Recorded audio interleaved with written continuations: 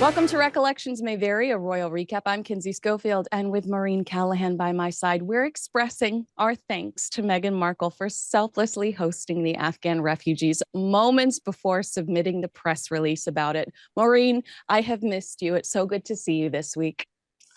I have missed you too, Kinsey. There is so much to talk about, and I've been thinking in my brain, like, what are we going to get to with Kinsey? And you sent me this amazing list this morning that is like, I hope we can get to everything because it's really good. I think that your audience is going to just love it. I'm determined. By the way, did you see the article about Meghan hosting the refugees? This, or it was at the end of last week. Did you stumble upon that or any of the articles about it? I did see it, and I saw her giving one of those like super saccharine fake toothless smiles to an Afghan woman who was like 4 inches shorter than she was. And it just sort of, it was like the sort of wordless encapsulation of brand Meghan Markle. You're so funny. Well, what I was thinking about in the shower, I warned you of this, that I was thinking of you in the shower, was remember when Harry and Meghan left? Remember when Harry and Meghan left the royal family? They had a Spotify deal and they had a Netflix deal. And I remember thinking at the time, how genius is this? Because what they've done is they've created their own media entity. You know how Donald Trump used to say, like, I don't need a publicist anymore. I have Twitter. Well, with Yes. Netflix and Spotify, Harry and Meghan had these two mega corporations that they could use to pump out their messages, that they could use so they didn't need the media anymore. And today they are catering to Marie Claire, Us Weekly, People Magazine. To me, it says, what went wrong? I mean, you had a really good setup and you could have proven that you didn't need the devil media, because they say that the media is so bad, yet you are So true. pandering to like the weirdest outlets. It's sort of the lady doth protest too much, right? Like the media is too intrusive. Stay out of our lives. We're fleeing Britain with nothing but the clothes on our backs in Tyler Perry's private jet to get away from all of this. And we're going to go to Canada, but really we're going to the heart of California to befriend the likes of Oprah Winfrey and Ellen DeGeneres and other media moguls who can help us establish our brand. And now what we're seeing is a really very scattershot approach, I feel like, to getting any attention from any outlet, no matter how down market. They're leaking constantly to the likes of Us Weekly and Star Magazine. I mean, these are really down market tabloids, which I devour weekly. But, you would think that they would have a higher sort of plane that they would be looking towards. And what's actually, I mean, I don't know if you want to get into it at the top of your show, but what I find most interesting about this is that over the past 2 months, it seems as though each of them have a separate press office because they're doing events separately. And they have not been seen together. I think they were photographed together once over the past 2 months.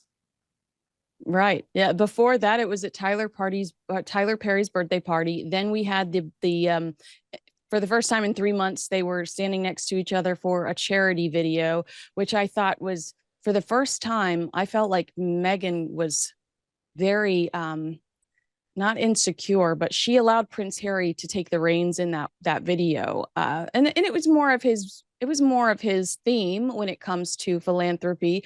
But that doesn't matter. Meghan Markle usually runs the show. So I thought it was strange that she was letting Prince Harry take the lead in that video. Let's talk about that because we have seen the Sussexes working independently. To me, it's so jarring to see them working independently around the holidays, like one of the most magical moments we have all year as royal watchers is seeing the British royal family come together, whether it's Catherine's together at Christmas concert or a church at Sandringham. Meghan with the Thanksgiving, with the refugees, we just saw that. Prince Harry excluding Meghan's name from his Scotty's Little Soldiers digital Christmas party that's coming up. What is your instinct regarding this relationship? Isn't it jarring to see them so separated during a time where we're supposed to be so united? Yeah, I mean, Kinsey, there are a few things that strike me, and your observation right there is really one of them. The first is that Meghan let Harry take the lead in something. This is a woman, again, if you want to look at the nonverbal signals that she's constantly sending, where she's constantly clasping him, grabbing him, pushing her way in front of him, being the mouthpiece on videos such as, your vote matters, this sort of like ridiculous garbage that nobody needs to hear. She's taking a back seat. And I get the definite impression that she is feeling as though the control of this marriage and this brand is coming out of her grasp. The second part is that we are days away. We are 2 days away, as we're speaking now, from Thanksgiving, an American holiday to be sure. But Harry, who lives here now, must be thinking, okay, this is a holiday that is all about family. It's all it exists for, to come together with your family, your friends, your loved ones. You celebrate over a meal. Everyone contributes. Everyone celebrates. There's nothing transactional about it in the least. Who is going to be at the Montecito Mansion for Thanksgiving? Doria and the kids. That's it. That's it. Their best friends, Ellen and Portia, have decamped to where else? The UK. They're not invited to Sandringham for Christmas. His family is further and further out of reach with a sick father. I think that this has been, and again, he turned 40. I think this has been a very consequential year for Harry, where he is truly taking stock of the terrible life choices that he has made.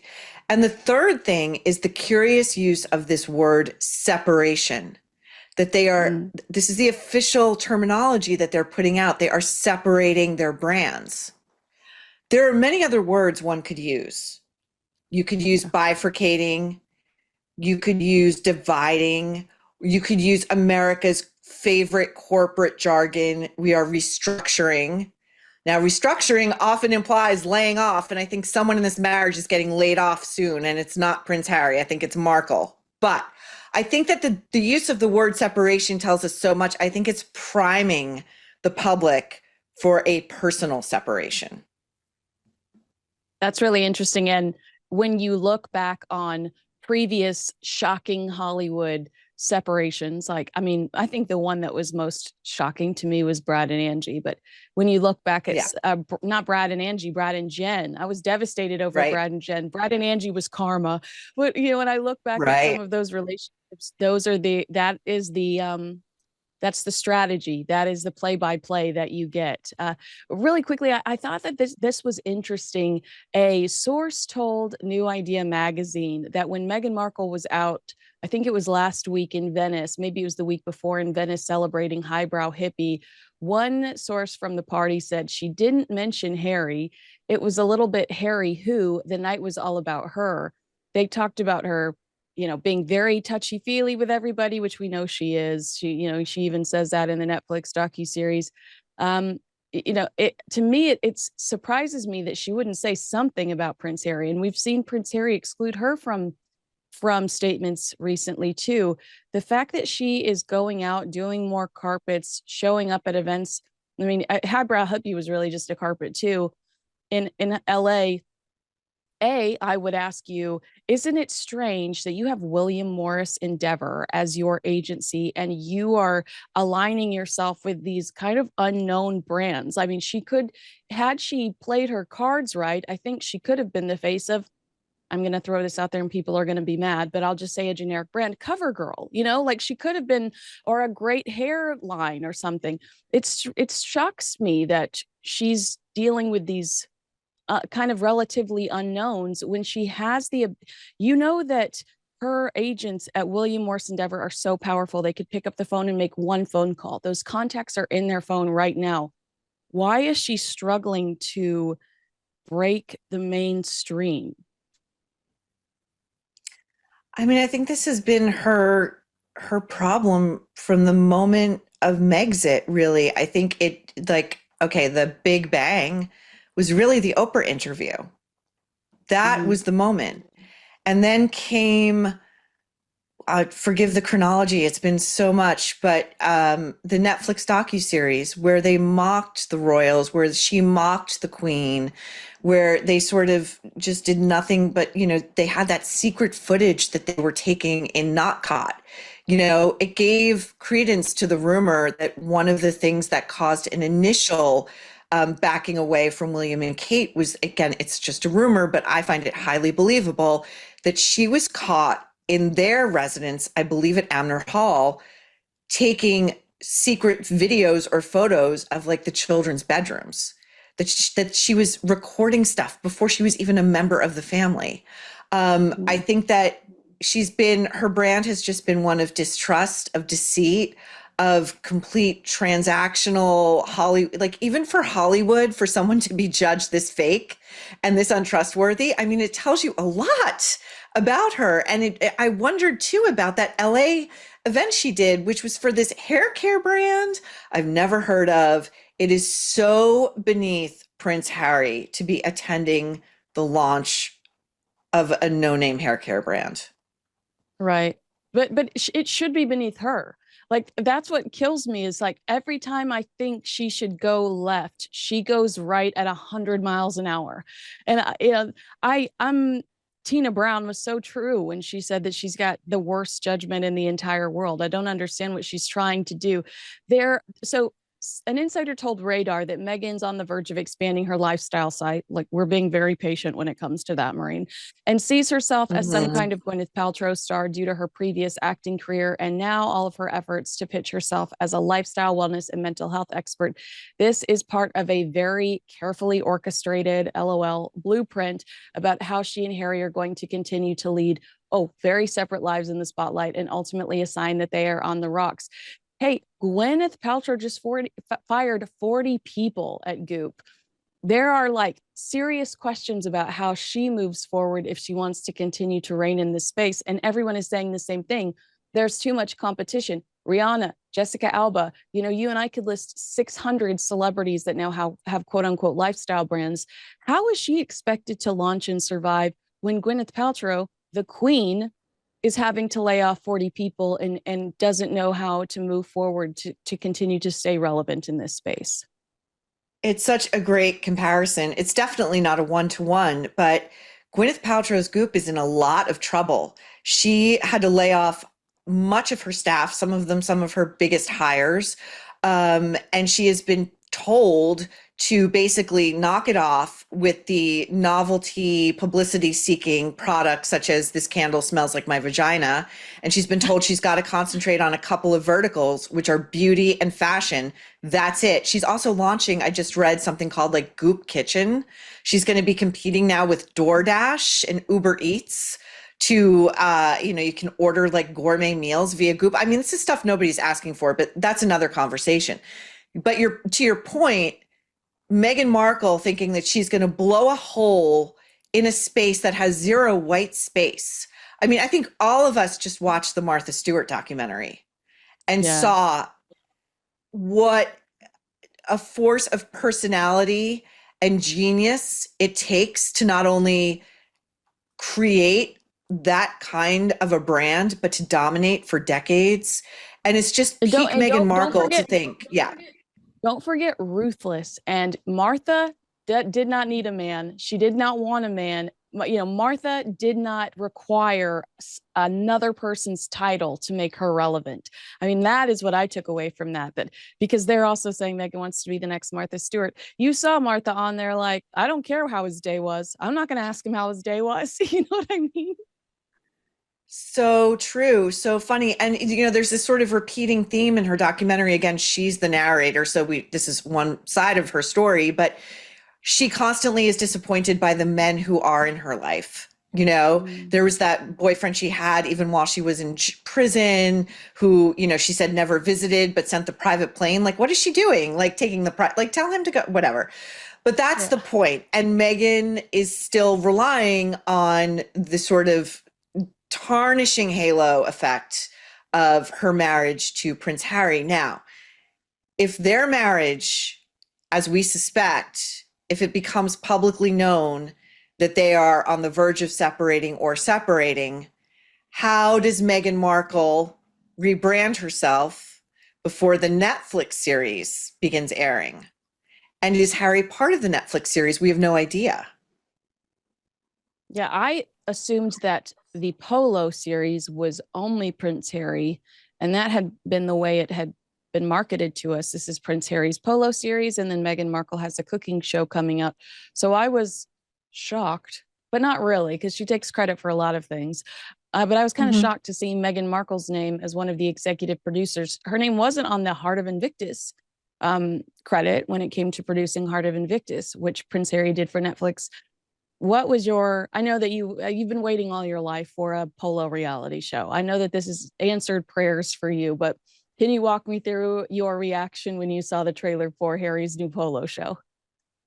I mean, who among us Americans hasn't been salivating for the chance at a reality show about polo, a sport that has zero traction in America? Is this what you really want to binge watch over the holiday season? The insertion of her as an executive producer to me, again, I all I can think of is the visual of, I think it was maybe a year ago or 18 months. Do you remember this, Kinsey? Where she tried to wrest the trophy from the actual winning polo team for the photo op, and the polo player, I forget which one, refused to give it to her. And Like, it was no. this amazing. Oh my God, you have got to look it up. I'll send it to you. It is incredible. And it just says It is. everything about Meghan Markle. It's grabby, it's gimme, it's indecorous, it's everything. You're so right. And I cringed at the idea of them insisting they have their titles on, this is a commercial entity. It has nothing to do with your charity arm, with the Archwell charity arm. This is all about making a quick buck, or this is all about trying to ensure that Netflix gives you another shot with an extended contract, or are continuing any sort of relationship with them after their contract comes up in 2025. And last week, I spoke to someone else about this, but I'd love your opinion. It is pretty well known that Catherine, the Princess of Wales, would like to be known, especially by her friends and family, as Catherine going forward instead of Kate. Yeah, it's just kind of, I think aside from it being a respect thing, I think she's just kind of matured and she'd rather be known as Catherine today. Some also say that she was never known as Kate to her core group, that the media kind of stamped Kate on her. But it's been reported that Prince William is hostile, that whenever Harry and Meghan leak stories, or whenever Harry and Meghan comment about Catherine, they say Kate. We contacted Kate about her cancer diagnosis, things like that. But then Meghan sues her, or Meghan's attorney, in the midst of Samantha suing Meghan for defamation. Meghan's attorney is yapping at Samantha for not calling Meghan the Duchess of Sussex. I mean, the hypocrisy is crazy. Her actual title should be like Rachel Meghan Markle on that Netflix series, because that's her legal name. Not, isn't it wild to you that she demands this respect when she doesn't even show it to a working royal who has had one of the worst years of her entire life this year? It's incredible. I mean, it's the kind of mean girl microaggression that definitely I think women are the first to pick up upon. If Catherine is asking to be known as Catherine going forward, it's also because she's growing into her role as future queen, which is coming probably sooner than she would like. And for them to sort of refer to her by a nickname infers that they are, or implies rather, that Harry and Meghan are closer to them than they are. It implies a familiarity, a warmth, and it doesn't exist. But they will persist. It's sort of the more you tell them not to do something, the deeper they dig in, and eventually the karmic wheel will come all the way around. But I agree with you completely. Her insistence on, I read the credits underneath the trailer of this documentary series, which you can see on YouTube. as you noted, it's got vanishingly small numbers of people who have looked at this thing over 5 days. And it says from Prince Harry and Meghan Markle, the Duke and Duchess of Sussex, as if this is going to like drive eyeballs. If anything, it's going to repel people. She is an American. And when they divorce, which if I were a betting woman, I would bet the separation happens next year, if not the Whoa. divorce filing. Okay, Kinsey, how tightly is she going to cling to that title? Oh If yeah. they're It's going to divorced, be let's say like, she's just Meghan Markle, like, does she enter any rental car office in the land without being addressed as the Duchess of Sussex? well, that you know that to be true because as a feminist, she shouldn't want that title anyway, but she rocks it like it's a Prada. Like, she rocks it like that is that Gucci that she's worked all of her life to be able to carry. So you're absolutely right. You mentioned the low numbers on YouTube. Does that reflect interest, do you think? The idea that not a lot of people have tried to watch this trailer on Netflix's YouTube, do you think that reflects the lack of interest in the ultimate product, which is this polo? They call it a docu-series. You and I both know it's a reality show.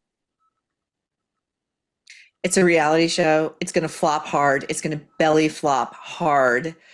Harry's Invictus stock, which Netflix, they rarely release numbers, but they did release their least watched shows, docs, movies, whatever of the year. I think his was like number 2 or number 1 in the Ugh. lowest performing.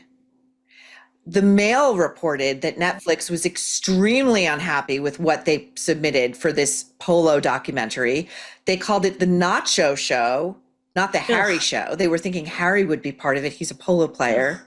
It's all about his friend Nacho Figueroas, if I'm pronouncing his name correctly. I'm not a polo person. But they're disappointed because A, he does not speak English fluently. 2, he's not the David Beckham of polo. And even Yeah. David Beckham had trouble breaking into the American commercial market here. It took him decades. So I think that this Netflix deal is going to end unceremoniously and they're going to be dumped by the side of the road. I think. I don't know what you think. Yeah, Nacho is in crazy PR mode here in LA. Like I'm seeing some of my friends that work for some of, the little lifestyle magazines that you can find in the Mhm. hotels here. Like I can't remember their names, but I'm just seeing all of those editors and stuff posing with Nacho and at little polo events here and stuff. And I'm like, oh, clearly this is all a push. The polo show, it's all a push for Nacho. And why?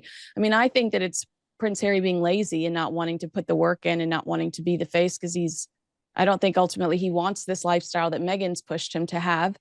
But yeah, I don't think that Nacho's going to win over the world the way that Beckham inevitably did. And when it comes to Netflix, I do wonder if I think that they will either offer them a way lower deal, but try to hide the fact that they're lowballing them this next time around. And I honestly think it would be to save face because Spotify was so humiliated when they had to drop them because they showed the world that they made a bad business decision. Or they will quietly drop them and both sides will try to hide it for as long as possible. Uh, I really want to talk to you about Earl Spencer, Princess Diana's brother, and this is related to Meghan and Harry in a way, and the separation that you've predicted over the last few minutes, because Earl Spencer has been recently doing this PR push for us to accept his girlfriend that's 18 years younger, his podcast co-host, in the midst of this divorce from Karen Spencer, who is a knockout, this beautiful woman who I love Karen and just watching her by his side for the last 13 years. We know he's kind of a difficult character. He clashed with Princess Diana when she was alive. This is his third divorce, but now he's kind of like pushing this younger girl on us. Who, I mean, she's in her 40s, but much younger than he is. And this woman is suing his estranged wife right now for misuses of private information. That's as much information as we have. I think it was in the Telegraph that I read that. This looks horrible to me. He's in spin mode right now, despite the fact that this woman is suing his estranged wife. I'd like to know A, your reaction to Earl Spencer's love life.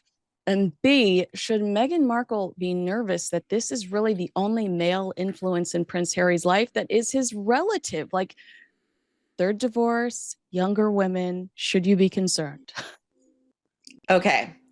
So you sent me this, and I did a little bit of research, I and love research. the the parallels to Meghan Markle, Kinsey, are freaking wild.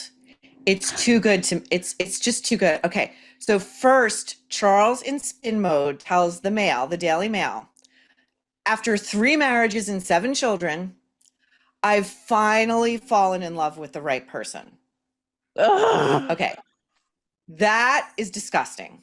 And all 3 of his wives should be well rid of him. Very happy to drop that weight. She, the new girlfriend, the 18 years younger girlfriend, says, a la Meghan, a la Yoko with John Lennon, she didn't know who he was before they Oh, met. yeah. She had no idea. She was just a nerd, a lowly archaeologist who picked, of all places on this big round earth to dig into, Althorpe, the ancestral home of Diana, Princess of Wales. Okay. She says also she doesn't understand royalty or the aristocracy because in Norway, a la Meghan Markle in America, we don't have a class system. We don't have royalty. I don't get it. Charles, a la Harry, says that this new girlfriend seemed much cleverer than he ever could be. Oh, you think? And suggested by her, what should this aging aristocrat, whose memoir, which came out this year, was a huge flop, what should they do going forward? What's best for their brand? You know what we should do? We should start a podcast. It's Meghan Markle Playbook 101. I can't believe he fell for this. What do you think? Yeah. How could he fall for this? Are they like, what's in the Spencer DNA? I don't know. Yeah, I'm sorry. I know that Norway doesn't have royals, but they do have Madonna. And the fact that Madonna called up Charles Spencer and said, I'd like to marry Guy Ritchie on your property tells me that Norway might know a little something about the Spencer property or about Princess Diana. Like, that is crazy to me that you would pretend that you don't know who this family is. I mean, everybody in the world knows who Princess Diana is. There are still murals of her all over. I mean, it'll be like a typical Thursday in Venice, California, and I see somebody erecting a Princess Diana mural outside of a liquor store. You know what I mean? Like, that's wild to me that she would pretend she doesn't know them. But I just think I don't think he treats women very nicely. I feel so sorry for Karen Spencer, because how humiliating for him to announce, we're separating. I have a much younger girlfriend. Oh, and my girlfriend is suing my estranged wife. He, instead of doubling down and doing this interview about his girlfriend with this litigation going on, if I were him, I would have distanced myself from the girlfriend, because it looks like he's encouraging whatever is going on with Karen. And I'm sorry, if I'm the wife of 13 years that has had to put up with his you know what, then I'm a saint, because I don't think he's a very nice person. How, have you seen how more than half of his children don't even talk to him? He wasn't at Kitty's wedding, Kitty Spencer's wedding, his daughter. Like, I don't think he's a very nice person. None of it really surprises me. What strikes me also as analogous to the Harry Meghan thing is, so he's publicly allowing his new girlfriend to go after his soon to be third ex-wife of 18, how many years? I'm not quite sure. You know better. 13, yeah. And it's this, yeah, so it's the same, it's very similar rather to Harry allowing Meghan to vituperatively go after the entire royal family, his family of origin, and just hang back and say, well, it's not me. I mean, Yeah. she's doing it. I can't really stop her. It feels so beta male. It feels so, it feels like there's so much suppressed rage that both Charles Spencer and Harry have. To say that you don't know who Charles Spencer is, that eulogy he gave at Diana's funeral went global. We all know about that eulogy. That was the real beginning of the rift between Camp Spencer and the Windsors. And I don't know. He just looks like an aging, bloated, red-faced aristocrat with too much time on his hands, who drinks too much, who never really got his arms around a purpose in life. And this is what happens. You find your drama and your purpose in like a very unstable, emotional, romantic life. And unfortunately, like it's this whole ordeal is so unfortunate because he was considered the villain in the Diana story for a little bit. He has denied this, but Paul Burrell wrote about it in his book that the reason Diana spent the summer with Dodie is because Charles Spencer would not allow her to have a spot at Althorpe on, in one of the little homes surrounding Althorpe because he didn't feel like it was safe for his children to have all that media attention in their space. Now, Earl Spencer has since denied that, but a publisher allowed Paul Burrell to put it in their book. So to me, somebody vetted that situation. Somebody trusted Paul Burrell enough to allow it to be published. So he was the villain for a little while, redeemed himself by going after Martin Bashir for the deception in the Panorama BBC interview, and then does this to his wife of 13 years, who we've all come to know and love. I just like again, with the Harry and Meghan comparisons, what a poor PR move. It makes no sense. I don't know if you read something similar, but I read that this memoir that Charles Spencer wrote, which was all about his childhood at boarding schools and the abuse he suffered there, very personal. I think he thought it was going to catapult him into a level of celebrity that might be free of the bonds of his late sister, of his associations with the royal family. We in the US saw him doing like giving tours of Althorpe on like Yeah. locally syndicated shows about real estate in New York, like things that just jigsaw puzzles that didn't quite fit, but any amount of media attention he could get. And I think probably the book flopping really hit him very hard. I think he probably took it as like a very personal repudiation that nobody quite literally is interested in what he has to say. And I think this kind of rage can come out in very inappropriate ways, just as we saw with Harry. And, this rage might not even be directed toward his soon to be third ex-wife. It just might be a kind of larger existential free floating rage that just needs a place to land. And I feel sorry for this woman who's soon to be wife number four to an extent. To an extent. I mean, I think she knows exactly what she's doing. I think she's playing a short game, not a long one. But she's clearly looking for some celebrity on her end as well. Yeah, she's the new Cheryl Hines to me because the fact that you would, sue the current wife, in the midst. First, I forgot to tell you this. Earl Spencer announces that they are getting separated within days of Karen's father dying. Karen's like, I'm gonna miss you, Daddy. I love you. She's expressing all of this just absolute devastation over the loss of her father, and then all of a sudden, Earl Spencer announces their separation within days of that. And you know how this works. Actually, James Vanderbeek was just talking about this. You and I both know how this works. Earl Spencer likely had to, and this is just my opinion, Earl Spencer likely had to announce the separation because he got wind that a tabloid knew that he was likely seeing this woman, or a tabloid was going to announce it before he did. So he pushed send, he pushed go, put his foot on the gas. But the fact that she was in mourning over the loss of her father, and then he decides to announce this separation, to me was so vile. Do you have a reaction to that really quickly before we speed through our last story? Yeah, I mean, I'm sure she's heartbroken, after losing her father and then her husband, but she really is well rid of this guy. And it makes total sense, as you said earlier, that like half of his children do not speak to him. Exactly. All right. So there's not a lot to talk about here. I just thought that this was a good observation by royal author Robert Hardman. Yeah, he says that King Charles cannot reconcile with Prince Harry without Prince William's permission. And I think it does affect all three of them.